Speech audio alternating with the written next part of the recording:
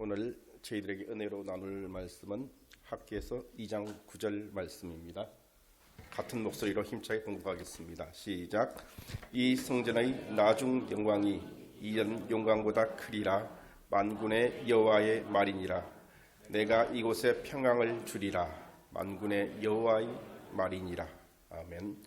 더욱 큰 영광을 보리라라는 제목으로 참건 목사님께서 말씀을 전해드리겠습니다. 칼빈의 5대 교리를 아시죠? 칼빈의 5대 교리 중에 하나는 오직 하나님께 영광입니다. 5대 교리가 무엇이냐면 오직 은혜, 오직 믿음, 오직 예수 그리스도, 오직 말씀, 오직 하나님께 영광. 맨 끝에 오직 하나님께 영광. 이것이 이제 개혁주의의 그 5대 교리입니다. 이 개혁주의 5대 교리를 우리 교회도 근본으로 삼고 있고, 은혜의 복음의 모든 것도 이 5대 교리로부터 나온 것입니다. 이 5대 교리의 마지막 하나님께 영광이라 할 때 그 영광에 대해서 오늘 깊이 나누고자 합니다. 이 영광은 무엇인가? 이 영광의 헬라어는 독사입니다. 우리말로 하니까 좀 이상하죠? 독사. 근데 헬라어로 독사라는 것이 있는데 영광이라는 뜻입니다. 여기서 영어에 그 독살러지라는 게 나왔어요. 이것은 송영, 하나님께 드리는 영광의 성가, 곡 이런 거 할 때 독살러지라는 것이 독사라는 헬라어 영광에서 나온 용어입니다. 영광이라는 의미는 크게 세 가지로 나눠볼 수 있습니다. 마지막 세 번째를 우리가 주목하려고 하는데, 첫 번째는 광채와 아름다움입니다. 하나님은 영광스럽다. 그때 우리는 광채와 아름다움을 떠올립니다. 예수님의 성품은 얼마나 아름다운지 모릅니다.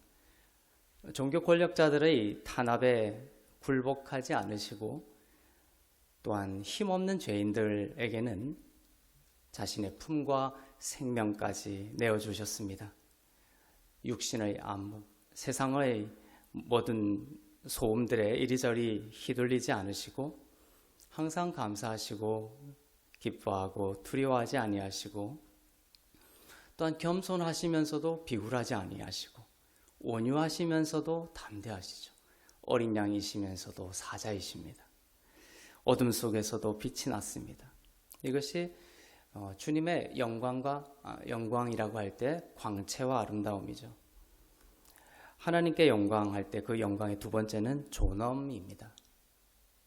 지극히 높으신 권세와 능력을 가지신 분이시죠. 모든 이름이 예수님의 이 영광된 이름 앞에 머리를 조아립니다. 어떤 어둠도 떠나가고 질병도 떠나가고 귀신도 떠나가는 모든 이름 위에 뛰어난 존엄한 이름, 그 존엄성이 바로 하나님의 영광이다. 그 다음에 오늘 세 번째 이 영광이라는 것은 사람들이 잘 주목하지 않는 부분인데 상당히 복음에서 중요한 영광의 부분입니다. 영광의 세 번째 정의는 그 유대 신학자, 유대인입니다. 유대인 출신의 신학자인 테이어라는 신학자가 정의한 영광의 개념인데, 그것은 바로 영광이라는 것은 좋은 의견, 영어로는 good opinion, 좋은 의견, 좋은 의견이다 이런 뜻입니다.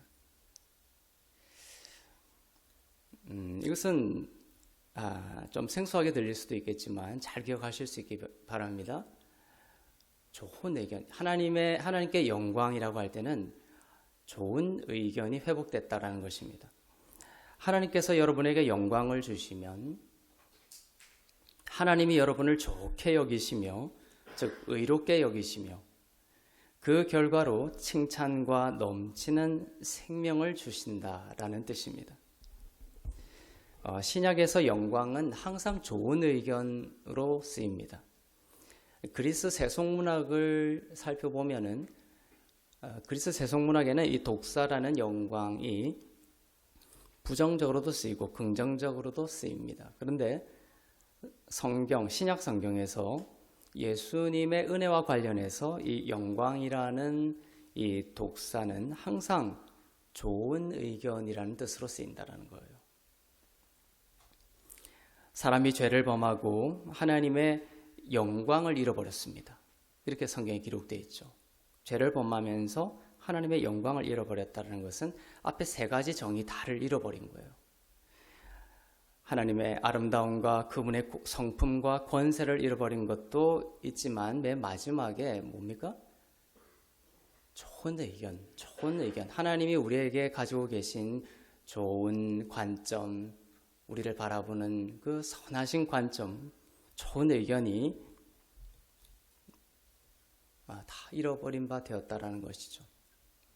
좋은 의견을 잃어버렸다는 것은 두 가지를 다 잃어버렸다는 것입니다. 두 가지 관점인데 뭐냐면 하나님의 우리를 향한 좋은 의견을 잃어버린 것입니다. 첫째는 하나님이 우리를 좋게 여기지 않는 거예요. 이제는 영광을 잃어버렸다는 것은.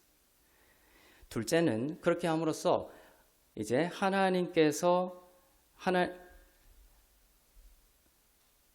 우리가 하나님에 대한 좋은 의견을 또한 잃어버렸다는 것입니다. 두 가지가 다 놓쳐버린 것이죠. 하나님의 우리를 향한 좋은 의견을 우리가 잃어버리고 또한 우리의 하나님을 향한 좋은 의견을 잃어버린 것입니다. 이것이 사람이 죄를 범함으로써 하나님의 영광을 잃어버렸다라는 것에 포함되어 있는 그러한 잃어버림의 내용입니다. 우리의 삶에서 가장 중요한 것이 무엇입니까? 하나님과의 관계죠. 하나님과의 관계, 어떤 사람과의 관계에서 중요한 것은 뭡니까? 사랑받고 있는 느낌, 그 사람을 좋게 여기는 마음, 좋은 시각, 이런 것이죠.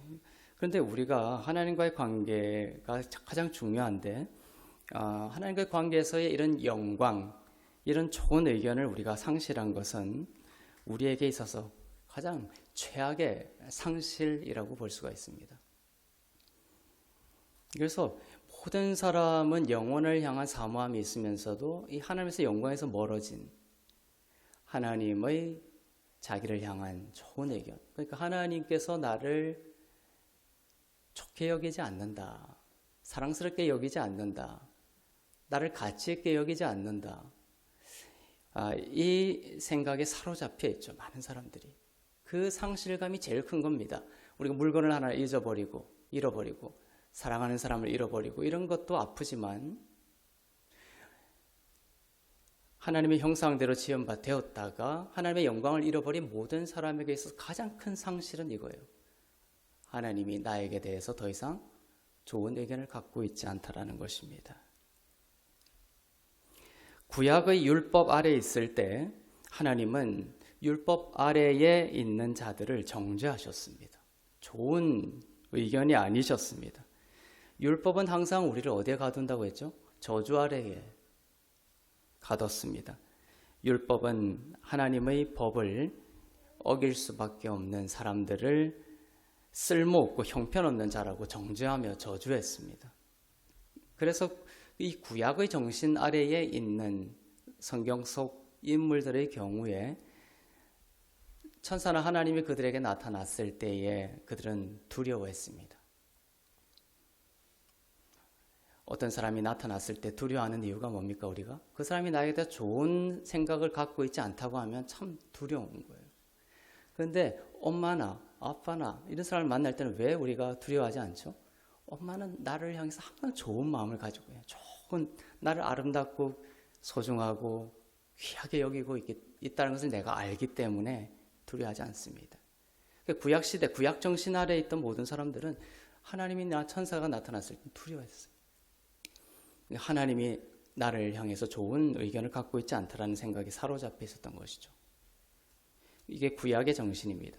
사람들은 무엇을 확신하지 못했습니까? 하나님의 사랑을 확신하지 못했다는 것이죠. 하나님의 사랑을, 자신을 향한 사랑을 확신하지 못했기 때문에 하나님을 사랑할 수 없었습니다. 예수님으로 인해서 이 영광이 회복이 되었습니다. 이 좋은 의견이라는 영광의 회복을 이루신 것이죠. 우리가 하나님을 정말 사랑할 수 있도록 하기 위해서 하나님께서 먼저 우리를 향한 사랑을 보여주셨습니다. 예수님의 십자가죠. 예수님의 십자가로 우리를 향한, 우리가 받아야 될 그 모든 형벌을 예수께서 십자가로 담당하셨기 때문에 하나님의 우리를 향한 좋은 의견이 먼저 세워지고 선포가 되었습니다. 이것을 알지 못하는 한 우리 역시 하나님을 향해서 좋은 의견을 가질 수가 없어요. 하나님을 진정으로 사랑할 수 없게 되는 것입니다. 우리는 성경을 보면서 정말 예수께서 율법의 마침이 되시고 십자가로 모든 형벌을 담당하시며 이제 우리를 향한 좋은 의견이, 영광이, 우리를 향한 영광이 회복이 됐다라는 이 선포를 듣고 우리의 영혼 역시 하나님을 향한 좋은 의견을 갖게 된 것입니다. 이것이 영광에서 멀어진 우리가 영광을 회복한 것입니다. 학개서를 이제 오늘 본문 말씀으로 읽었는데요. 이 학개서에서 보면 두 가지 영광을 비교를 하고 있습니다. 처음 영광과 나중 영광입니다. 구약의 영광과 신약의 영광을 비교하고 있습니다. 구약의 영광은 사라지고 빛바랠 영광인데 반해서 신약의 영광은 더욱 큰 영광이며 완전한 영광을 말합니다. 학개서 2장 9절을 다시 한번 보겠습니다. 자, 나중 영광과 이전 영광을 비교하고 있습니다. 시작. 이 성전의 나중 영광이 이전 영광보다 크리라. 만군의 여호와의 말이니라. 내가 이곳에 평강을 주리라. 만군의 여호와의 말이니라. 하나님의 분명하고 확실한 약속입니다. 이것을 믿어야 돼요. 우리가 변화되지 않는 것은 우리의 믿음 속에 의심이 있기 때문입니다. 하나님은 이러한 모든 약속들을 통해서 의심을 제거하고 확실한 믿음, 어디에 대한 믿음? 나중에 올 영광에 대한 믿음을 회복시키십니다. 나중에 올 영광이 더 크다라고 말씀하시죠. 나중 영광이 무엇입니까? 자, 오늘 학개서 2장 9절을 읽었는데 이 말씀의 배경은 이렇습니다. 이 학개 선지자가 쓴 것이 학개서죠. 이 학개의 시대는 이스라엘 민족이 이 바벨론 포로 생활을 마치고 끝내고 돌아온 상태였습니다. 70년 동안 바벨론에 포로로 잡혀 있다가 돌아왔습니다. 돌아왔더니 깜짝 놀란 거예요, 이스라엘 민족들이. 이스라엘 민족들은 크게 세 가지를 목숨처럼 붙들고 가요. 율법과 성전과 제사입니다. 이것을 훼손하는 민족이나 인간들은 버러지 취급할 뿐만 아니라 죽여버립니다. 그리고 이스라엘 민족이 이것을 가장 삶의 실존의 중심으로 삼고 있죠. 그런데 돌아왔더니 바벨론 포로에서 돌아와 보니 무엇이 산산이 부서지고 없었습니까? 그 화려했던 솔로몬 성전. 그 화려했던 솔로몬 성전이 폐허가 되고 없어져 버린 거예요. 성전은 하나님의 임재가 있다라고 생각했어요, 유대 민족은.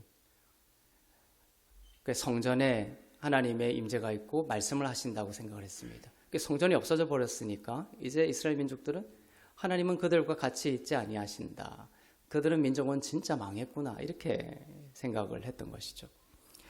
솔로몬 성전이 폐허가 되어 있었습니다. 그래서 그들은 가장 중심된 이것을 어떻게 다시 재건하려고 했습니다. 그래서 스룹바벨이라는 사람을 중심으로 성전을 재건하게 됩니다. 그래서 그것을 스룹바벨 성전이라고 합니다. 처음에 솔로몬 성전이 있었죠. 그것이 폐허가 되고 바벨론 포로에서 돌아와서 스룹바벨 성전을 재건하려고 했습니다. 이 스룹바벨은 마태복음의 1장의 족보를 보면은 예수님의 족보에 들어가 있는 인물입니다. 그런데 참 슬픈 것은 뭐냐면 이제 70년 동안 있다가 왔습니다. 이 노인들, 돌아왔던 이 노인들의 기억 속에는 무엇이 있습니까? 화려했던 솔로몬 성전에 대한 기억이 있는 거예요. 그런데 스룹바벨 성전을 막상 재건하고 나서 사람들은 눈물을 흘렸다라고 되어 있습니다.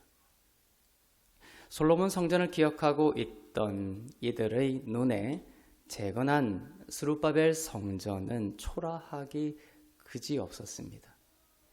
그러자 하나님은 젊은 선지자 학계 선지자를 보내셔 이렇게 말씀하셨던 것입니다. 울지 마라. 스룹바벨 이 성전의 영광이 다가 아니다.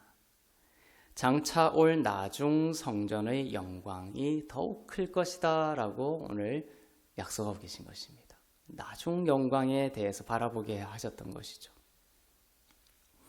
이 나중에 오는 성전, 나중 영광이 무엇입니까?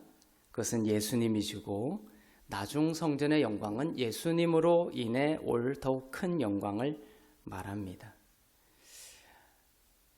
예수님이 이제 예루살렘에 입성하실 때 사람들은 종려나무 가지를 흔들면서 외쳤죠. 뭐라고 외쳤습니까? 호산나 호산나 주의 이름으로 오시는 이여 이렇게 외쳤습니다.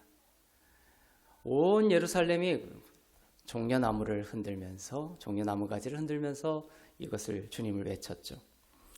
그런데 이렇게 외치던 사람들이 나중에는 그 빌라도 총독 앞에서 결국은 그 입을 확 바꾸죠. 입장을 바꾸죠. 바라바를 풀어주고 예수를 십자가에 못 박아라고 했던 사람들로 돌변해. 다른 사람이 아닙니다. 똑같은 사람이 그렇게 말을 했던 거예요. 인간의 생각과 이 감정이 진리 위에 있지 아니하면 누구든지 이렇게 요동하기 쉽습니다. 사람들은 이렇게 호산나 호산나 외치며 종려나무 가지를 흔들면서 예수님을 환영했지만 예수님은 사람들의 환호성에 대해서 일절 반응하지 않으시고 성경에 보면 어디로 곧장 가셨다라고 되어 있습니까? 성전으로 직행하셨습니다. 그리고 성전으로 들어가 성전 안을 거니셨다라고 되어 있습니다. 참 좀 이해할 수 없는 말이지 않습니까? 그러나 예수님은 사람들의 환호성이 지금 중요한 게 아니에요. 성전을 향해서 갔습니다.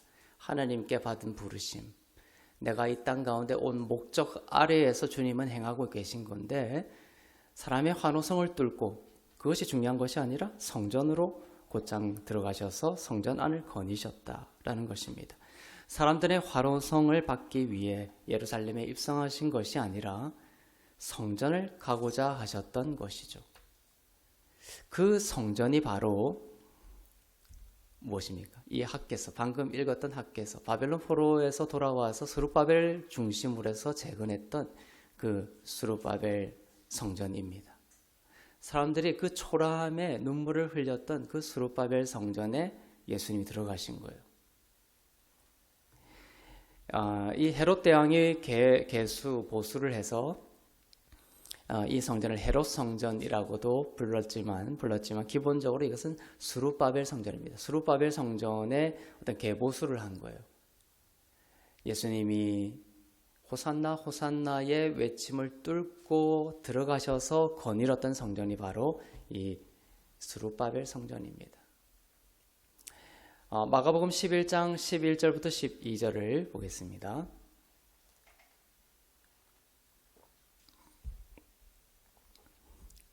시작. 찬송하리로다 오는 우리 조상 다윗의 나라여 가장 높은 곳에서 호산나 하더라. 예수께서 예루살렘에 이르러 성전에 들어가사 모든 것을 둘러보시고 때가 이미 저물매 12 제자를 데리시고 베다니에 나가시니라. 그렇게 나오죠. 예루살렘에 이르러서 성전에 들어가사 모든 것을 스룹바벨 성전을 둘러보신 거예요. 호산나 그 외침에 대한 반응은 하지 않으시고 곧장 성전에 들어가서 모든 것을 둘러보셨다라고 기록하고 있습니다. 왜 이 성전이 목적지였습니까?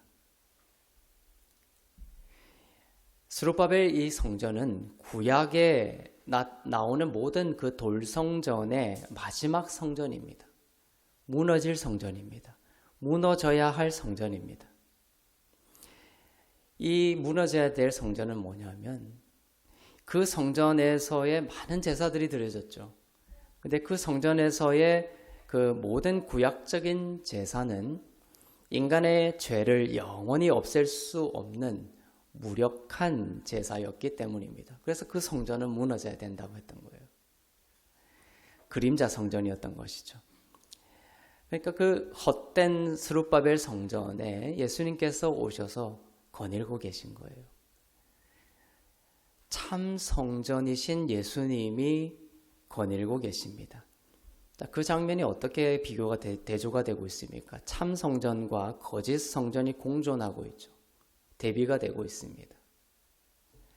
참 성전이신 예수님은 스룹바벨 성전으로 대표되는 구약의 그 성전, 구약의 성전에 대해 무너질 성전이다라고 선포하시면서 사흘 만에 내가 새 성전을 일으키리라 이렇게 말씀하셨습니다.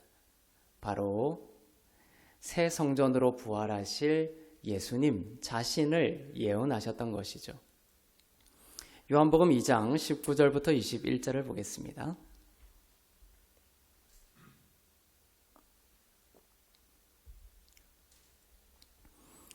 시작. 예수께서 대답하여 이르시되 너희가 이 성전을 헐라 내가 사흘 동안에 일으키리라. 유대인들이 이르되 이 성전은 46년 동안에 지었거늘 내가 3일 동안에 일으키겠느냐 하더라. 그러나 예수는 성전된 자기 육체를 가리켜 말씀하신 것이라. 그죠? 이 성전을 헐라 내가 사흘 동안에 일으키리라 했죠. 근데 이 사흘 동안에 일으키라는 것이 사람들은 뭐라고 생각했습니까? 46년 동안에 개보수한 스룹바벨 성전이라고 생각했던 것이죠. 그렇지만 예수님은 사흘 만에 부활하실, 사흘 동안에 일으키리라. 사흘 만에 부활하실 예수님 자신, 자기의 육체를 가리켜서 말씀하셨던 것이죠. 예수님이 이제 참 성전이다라는 선포입니다. 구약의 그 모든 성전을 이제 잊어버려야 되는 거예요. 그 성전이 무너지면서 여러분의 옛사람도 다 죽었습니다. 이제 새 성전, 예수님이 새 성전으로 부활하시면서 여러분도 참 성전이 된 거예요. 이것을 주려고 하시는 것이죠. 예수님은 참 성전으로 부활하셨습니다. 자, 그래서 학개서에서 지금 이 성전의 나중 영광, 이 더 큰 나중 영광이 올 것이다라고 말씀하고 있는데, 더 큰 나중 영광은 바로 부활하신 예수님의 영광이며 예수님으로 인해 주어질 영광을 예언하고 있습니다. 구약에 보면 성전 안에 하나님의 영광이 가득 찬 장면들이 나오죠. 그런 묘사들이 나옵니다. 그것은 장차 올 참 성전이신 예수님 안에 가득한 영광의 충만을 예표하고 있는 것입니다. 자, 예수님이라는 성전 안에 가득한 영광을 요한복음 1장에서 기록하고 있습니다. 요한복음 1장 14절을 보겠습니다.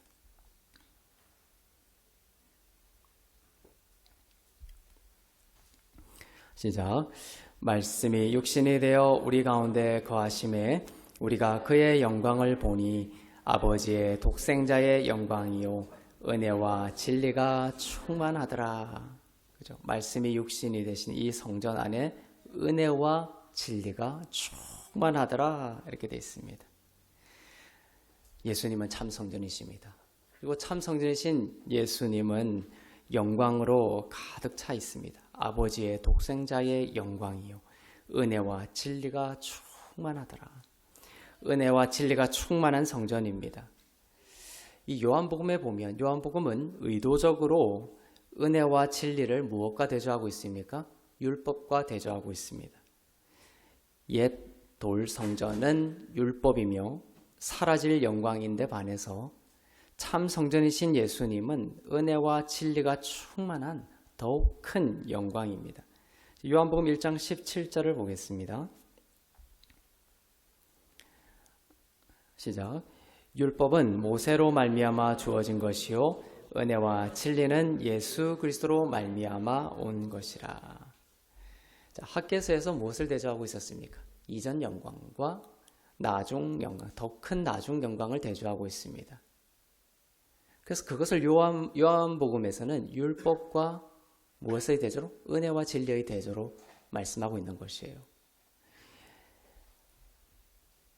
이전 영광과 더 큰 나중 영광의 대조는 바로 구약의 성전과 참 성전이신 예수님의 대조입니다. 두 영광은 바로 율법의 영광과 은혜와 진리의 영광으로 대조되고 있는 것이죠. 옛 성전은 율법의 영광이었으나 성전이신 예수님은 은혜와 진리라는 더욱 큰 영광이라는 것입니다. 자, 우리가 그의 영광을 보니 이렇게 말씀하고 있죠. 우리가 그의 영광을 보니. 우리가 바라보아야 할 영광은 이전 영광이 아닙니다. 바로 더욱 큰 예수님의 영광입니다. 그 영광이 뭐라고요? 은혜와 진리라는 영광입니다. 진리는 율법 편이 아닙니다. 진리는 은혜 편입니다.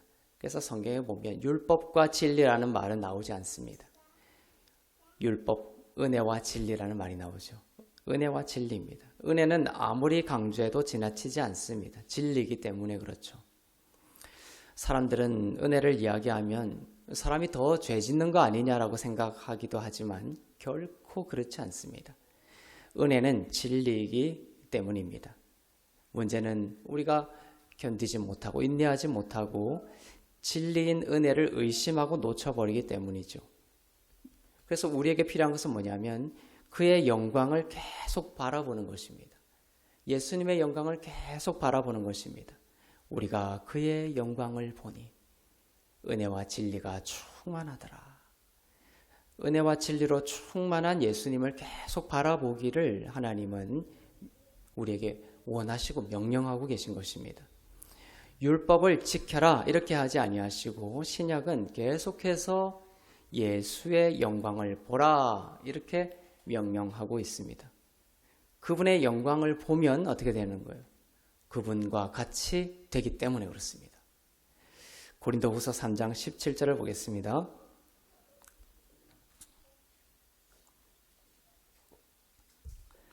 시작. 우리가 다 수건을 벗은 얼굴로 거울을 보는 것 같이 주의 영광을 보매 그와 같은 형상으로 변화되어 영광에서 영광에 이르니 곧 주의 영으로 말미암음이니라. 수건을 벗은 얼굴로 바라본다고 했죠. 수건을 벗어야 됩니다. 그 수건은 뭐냐? 율법입니다. 베일이라는 그 영어의 뜻인데 이 구약에서는 사람들이 하나님의 얼굴을 보기를 두려워서 썼던 베일입니다. 율법을 나타내죠. 그래서 진정한 변화가 없었던 거예요. 구약은. 왜냐하면 하나님의 영광을 온전히 바라보지 못했기 때문에 그렇습니다. 베일로 그걸 가렸던 거예요. 율법의 영광을 이제는 벗어버리고 주의 영광을 보라 이렇게 말씀합니다. 그러면 어떤 일이 일어난다? 그와 같은 형상으로 변화하여 영광에서 영광에 이르게 된다. 그래서 앞서 말한 그 세 가지 영광의 그 모든 그 정의가 있었죠. 그 모든 영광을 우리가 회복하게 된다. 그와 같은 형상으로 변화된다는 것을 말씀하고 있습니다. 변화는 예수님의 영광인 진리와 하나인 은혜를 바라볼 때 일어난다라고 분명하게 말씀하고 있습니다. 우리는 주와 같은 형상으로 변화되기를 원합니다. 그렇죠? 그런데도 우리는 무슨 훈련, 무슨 프로그램 그런 것들을 강력하게 시켜야 한다는 충동에 휘말리기도 합니다.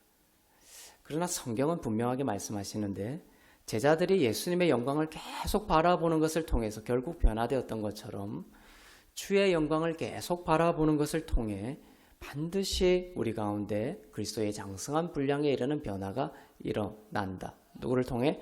주의 영으로 말미암아, 주의 성령으로 말미암아 그 변화가 일어난다라고 말씀하고 있습니다. 우리는 어떻게 해야 되는 거예요? 주의 영광을 계속 바라보는 것이 우리의 역할입니다. 이전 영광보다 더욱 큰 영광을 바라보는 것을 통해서입니다.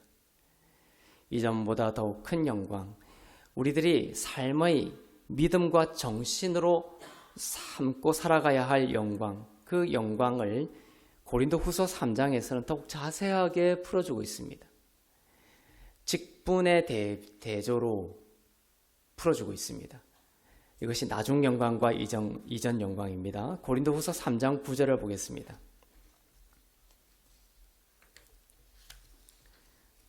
시작.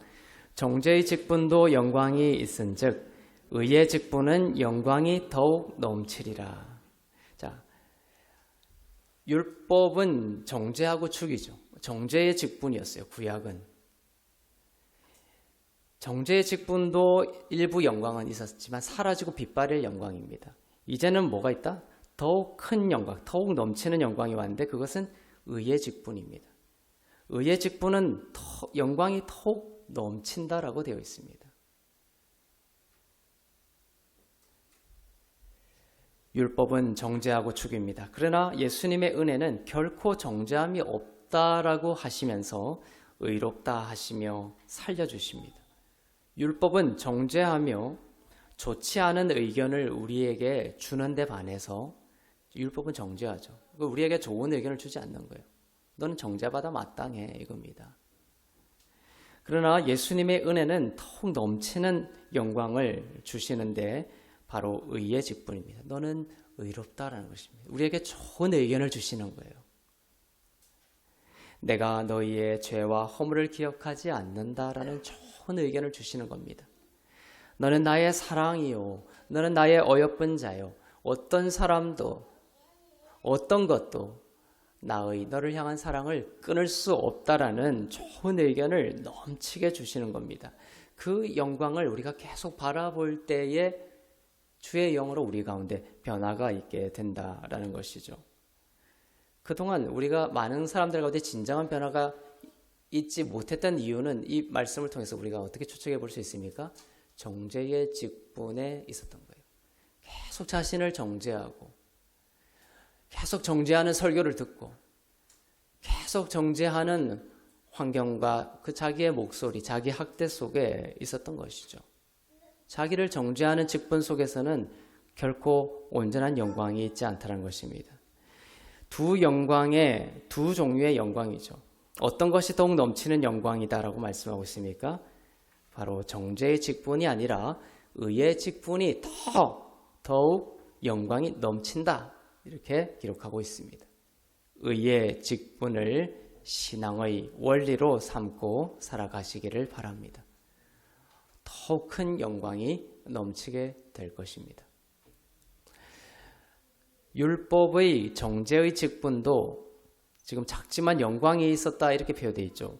정죄의 직분도 영광이 있은즉 이렇게 되어 있는데 율법의 그 정죄의 직분도 작지만 영광이 있었다라는 뜻은 그 정죄를 통해서 결코 정죄함이 없는 예수님의 의의 직분에 눈을 뜰 수 있게 할 수 있다면 그 측면에서 영광이 있었다라는 것이죠.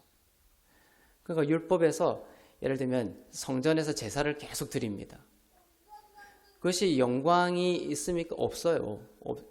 없습니다. 그런데 그것이 어떤 영광을 가지는 역할을 하려면 뭡니까? 이 성전은 아니구나.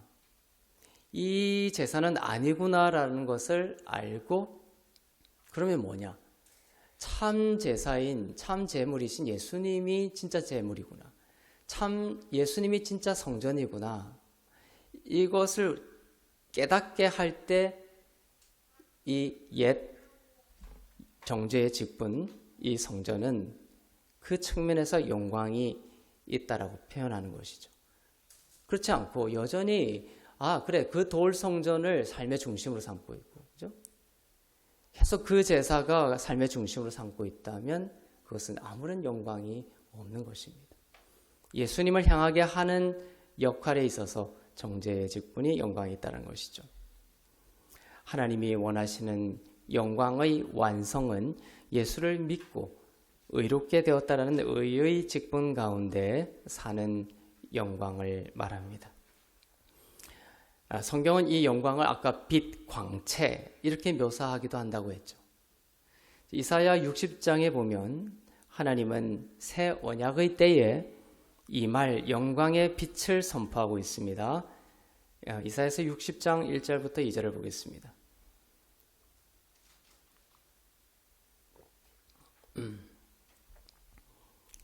시작. 일어나라 빛을 발하라. 이는 내 빛이 이르렀고 여호와의 영광이 내 위에 임하였음이니라. 보라, 어둠이 땅을 덮을 것이며 캄캄함이 만민을 가리려니와 오직 여호와께서 내 위에 임하실 것이며 그의 영광이 내 위에 나타나리니. 자, 이 빛이 예수님의 영광의 빛입니다. 영광의 빛이 여러분 위에 임하였습니다. 영광의 회복을 말합니다. 이전 영광이 아니라 나중 영광의 회복을 말합니다. 그 빛이 임했다라는 것은 예수님의 아름다움과 예수님의 존엄이라는 그 영광이 여러분 위에 임했고 여러분의 것이 되었습니다. 무엇을 통해서요? 여러분 가운데 좋은 의견이 회복된 것을 통해서입니다. 자, 일어나라 빛을 발하라 이렇게 말씀하고 있습니다. 이제 의의 직분으로 여러분이 빛을 발하셔야 되는 거예요. 의의 직분으로. 정죄의 직분으로 살아가는 것은 빛을 발하는 삶이 아닙니다. 일어나라 빛을 발하라. 내 빛이 이르렀고 하나님의 여러분을 향한 좋은 의견이 회복됐기 때문에 그 빛이 그 영광이 이르렀기 때문에 일어나라 빛을 발하는 거예요. 이 영광의 빛을 발하면서 살아야 됩니다. 이것은 정죄의 직분이 아니라 바로 의의 직분으로 살아가라라는 하나님의 말씀이죠. 예수 그리스도로 인해 하나님께서 나에 대해 좋고 선하신 의견을 갖게 되신 것을 믿어야 하고 선포해야 하고 그 믿음으로 살아야 한다라는 것입니다. 어둠이 땅을 덮을 것이고 캄캄함이 만민을 가릴 것입니다. 무슨 뜻입니까?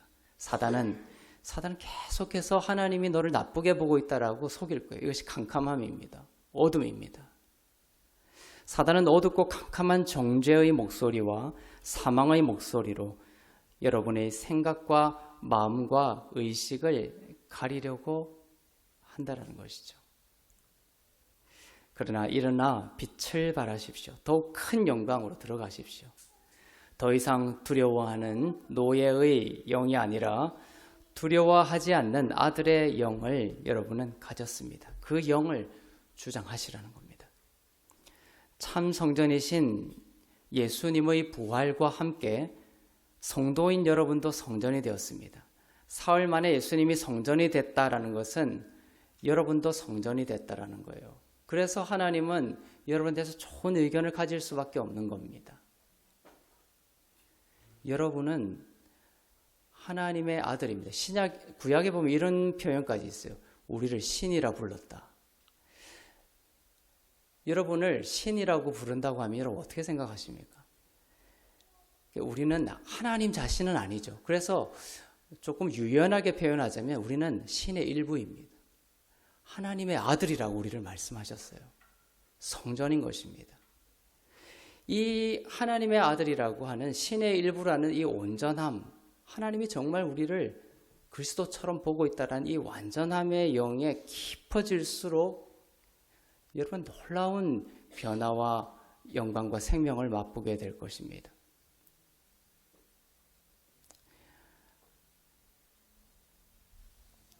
여러분이 참 성전이 됐다라는 것을 잊지 말기를 바랍니다. 그리고 성전 안에 무엇이 가득하다고요? 하나님의 영광이 충만하다. 그래서 그런 거룩한 상상력을 해야 돼요. 우리의 믿음의 선조들은 이 거룩한 상상력을 잘했습니다. 눈을 감고 내가 정말 거룩한 성전이라는 것을 이미지를 떠올리는 거예요. 그런데 우리는 눈을 감고 묵상에 들어가면 어떤 이미지를 자꾸 떠올리죠? 자신의 지나온 궤적을 자꾸 떠올리고 실패, 낙심, 절망, 두려웠던 순간, 누구에게 상처받았던 이런 것들을 계속 떠올리는 거예요. 그것이 정죄의 직분에 사로잡히는 것입니다. 사단에게 사로잡히는 거예요.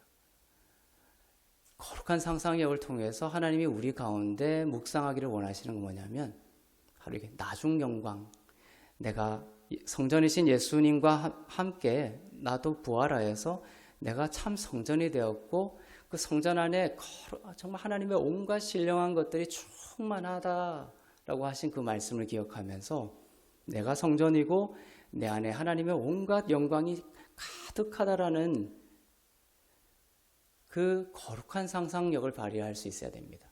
그리고 그것이 믿음이 됩니다. 의심이 있으면 의심과 믿음은 자꾸 반대거든요. 그것이 자꾸만 믿음이 안 되는 이유는 자꾸만 그 의심들이 있어요. 정말 그럴까? 자꾸 그런 말이 있죠. 그 마음이 있죠. 하나님이 어떤 마음을 주실 때 내가 너에게 이러한 은혜와 영광과 또 이러한 소원을 이루어 주겠다라고 하는데 정작 정말 들여다보면 우리 가운데 무엇이 있냐면 의심이 있는 거예요. 아닐 거야. 그거 가능하지 않을 거야. 에이, 내가 살아온 게 이런 건데. 내가 지난 30년 동안 실패했는데. 이런 강한 의심, 분노와 두려움과 의심, 이런 것들이 가장 믿음을 방해하는 적들입니다. 하나님께 기도하고 하나님을 묵상하고 부르짖고 하나님의 영광을 위해서 달려나가면서도 왜 많은 성도들이 계속 실패하냐면 계속 이런 내 안에 우리의 그 믿음 되지 못하는 것들이 브레이크처럼 앞을 나가지 못하게 자꾸만 우리의 삶을 제동을 걸고 있는 거예요. 분노가 있죠. 두려움과 불안임과 염려가 있죠. 그 다음에 많은 사람들이 잘 인식하지는 못하지만 강력하게 영광의 삶을 살지 못하도록 가로막는 것이 의심입니다. 하나님이 내가 영광을 주겠다, 이것을 주겠다, 내가 이 일을 행하리라 하는데 그 일이 자꾸만 이루어지지 않는 이유가 뭐냐면 내 안에 의심이다. 의심하지 않고 믿는 자는 믿음대로 모든 것을 이루어 주시겠다고 하는 하나님의 약속이 있습니다. 그러한 성경 구절을 통해서 내 안에 묵상할 때 내 안에 있는 그 모든 의심들을 제거를 해야 되는 거예요. 그것은 제거하려고 막 노력하는 그런 노력을 통해서 없어지는 것이 아니라 계속해서 영광을 바라보고 내 안에 선포하는 것을 통해서 의심이 사라지는 것입니다. 내가 그리스도 안에서 의로운 자구나. 내가 그리스도 안에서 거룩하고 흠이 없는 자구나. 내가 정말 신과 같은 존재구나. 신의 일부구나. 하나님의 아들이라고 나를 불러주셨구나. 나는 땅의 존재가 아니라 하늘의 존재구나. 땅의 원리로 사는 것이 아니라 하늘의 존재구나. 그것이 바로 나중 영광을 계속해서 바라보는 것입니다. 의의 직분, 나는 의롭다라는 것은 바로 내가 하나님의 일부가 신성이 내 가운데 충만한 내가 높은 새로운 새로운 높은 피조물로서 존재하고 있다라는 의식과 인식에 들어가는 것이 중요하다는 것이죠. 그러니까 60년, 70년 계속 신앙생활을 하면서도 여전히 내가 그 불안하고 두려워하고 그다음에 상처 입었던 그 지나온 실패의 그 지난 궤적을 가지고 살고 있는 그 옛자가 나라고 생각하는 한 나중 영광을 맛볼 수가 없는 거예요. 여러분 누굽니까? 지금 몸이 아프죠? 그럼 아픈 그게 여러분입니까? 아니라는 거예요. 여러분의 진짜 몸은 이제 기다리고 있어요. 그게 진짜고 몸과 혼이 아니라 영이 여러분의 진짜 여러분입니다.